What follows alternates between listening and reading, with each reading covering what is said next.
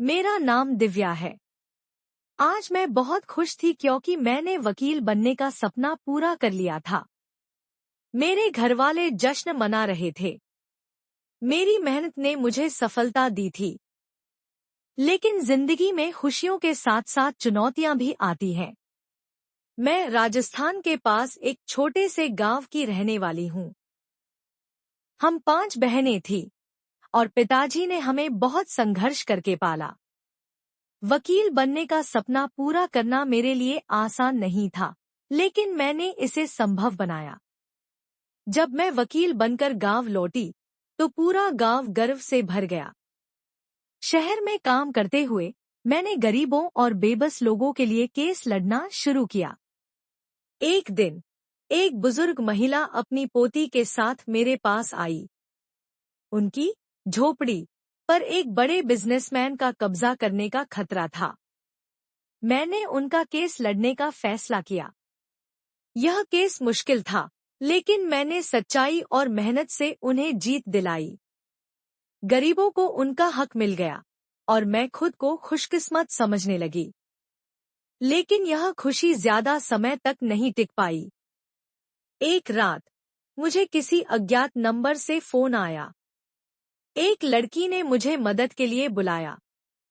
मैं उसे बचाने के लिए गई, लेकिन यह जाल था। वहां मुझे बेहोश कर दिया गया और मेरे साथ दुष्कर्म किया गया। जब मैं होश में आई, तो मेरी हालत बुरी थी। मुझे अस्पताल में भर्ती कराया गया और मेरे परिवार को यह खबर मिली। उनकी आंखों में मेरे लिए दर्द और गुस्सा था। इस घटना ने मुझे तोड़ दिया, लेकिन मैंने हार नहीं मानी। मैंने तय किया कि मैं इंसाफ के लिए लड़ूंगी। मैं सभी लड़कियों से कहना चाहती हूँ कि चाहे हालात कितने भी मुश्किल क्यों न हो, कभी भी हार मत मानो। समाज की बेड़ियों को तोड़ना और अपने लिए खड़े होना ही असली साहस है। मेरी हालत इतनी गंभीर थी कि हर कोई हैरान और परेशान था। घरवालों से लेकर पुलिस तक सभी चौंक उठे थे। अस्पताल में पहुंचने के बाद यह खबर पूरे शहर में फैल गई थी। एक प्रतिष्ठित वकील के साथ ऐसी दरिंदगी ने सभी को झकझोर दिया था। लेकिन क्या पुलिस के पास इस अपराध के दोषियों का कोई सुराग था? क्या वे जानते थे कि मेरे साथ यह सब कौन कर सकता था? यह सवाल सबके दिमाग में घूम रहे थे। मेरे होश में आने का इंतजार किया जा रहा था, लेकिन मेरी स्थिति बहुत ही गंभीर थी। घरवालों का हाल बेहाल था और मुझे देखकर हर कोई डर के मारे पलायन कर रहा था। लेकिन धीरे धीरे यह सच्चाई सामने आने लगी कि मेरे साथ जो हुआ, वह सिर्फ एक लड़की की बदनामी और इंसानियत की हत्या नहीं थी, बल्कि एक सामाजिक बीमारी का प्रतीक था। डॉक्टरों ने साफ कह दिया था कि अब मेरी स्थिति बहुत ही नाजुक है और मेरा बचना मुश्किल है। घरवालों ने भगवान से दुआ की कि मुझे बचा लिया जाए। सोशल मीडिया और न्यूज़ चैनलों पर यह खबर आग की तरह फैल गई थी और यह सवाल उठने लगा था कि हमारे समाज में औरतें आखिर कब तक सुरक्षित रहेंगी।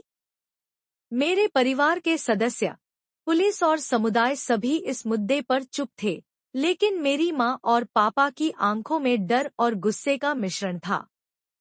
पापा ने कहा, मेरी गलती थी कि मैंने अपनी बेटी को ज्यादा आजादी दी। इस समाज में बेटियों को खुलकर जीने का हक नहीं है और मैंने यह गलती की। मेरी माँ रोते हुए कह रही थी। वह हमेशा सही के लिए लड़ती थी, लेकिन आज उसके साथ यह क्या हो गया? पापा ने कहा, अगर हम किसी छोटे गांव में रहते तो शायद यह दिन नहीं देखना पड़ता।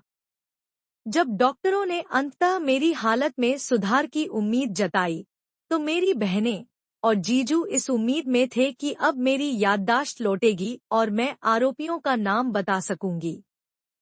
आखिरकार 1 महीने बाद मैं कोमा से बाहर आई, लेकिन जैसे ही मेरी आंखें खुली, वही डर और अवसाद मेरे मन में था। मैंने पुलिस से कहा, रात 1:30 बजे एक अज्ञात नंबर से मुझे फोन आया था। एक लड़की की रोती हुई आवाज सुनकर मैंने उस रास्ते पर जाने का फैसला किया, लेकिन वहां कोई नहीं था। जब मैं वापस लौटने लगी, तभी मुझे दबोच लिया गया। पुलिस ने मोबाइल की लोकेशन ट्रैक की और धीरे धीरे सुराग मिलने लगे। आरोपियों को पकड़ने में पुलिस की मदद से मुझे कुछ हिम्मत मिली। मैंने खुद ही अपना केस लड़ा और आरोपियों के खिलाफ एक एक सबूत जुटाने लगी। पुलिस की मदद के बिना मैंने खुद ही आरोपी अमित खुराना के खिलाफ जांच शुरू की। मैंने सीसीटीवी फुटेज हासिल की, जिसमें आरोपियों के चेहरे कैद थे और उन दोनों को पहचानने में कोई दिक्कत नहीं हुई। आखिरकार पुलिस ने अमित खुराना को पकड़ लिया और वह अपनी सारी सच्चाई उगलने के लिए मजबूर हुआ। उसका कहना था कि वह मेरे खिलाफ यह सब इसलिए कर रहा था क्योंकि मैंने उसकी अवैध गतिविधियों को रोक दिया था। कई महीने बाद अदालत में यह मामला सुलझा और अमित खुराना को सजा मिली। उसकी संपत्ति को जब्त किया गया और उसके अवैध धंधों के खिलाफ कार्रवाई हुई। मुझे जीत मिली, लेकिन मेरी असली जंग अब भी जारी थी। मैं अपने जैसे लाखों कमजोर और परेशान लड़कियों की आवाज बनना चाहती थी।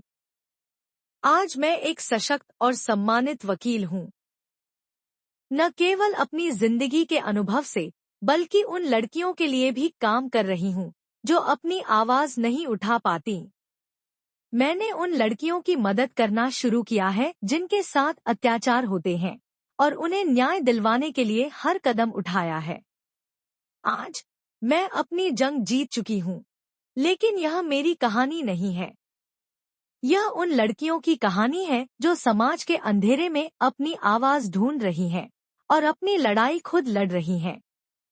हम सबको यह समझने की जरूरत है कि हमारी लड़ाई केवल अपनी नहीं है, बल्कि हर उस लड़की की है जिसे अपनी जिंदगी पर भरोसा नहीं होता।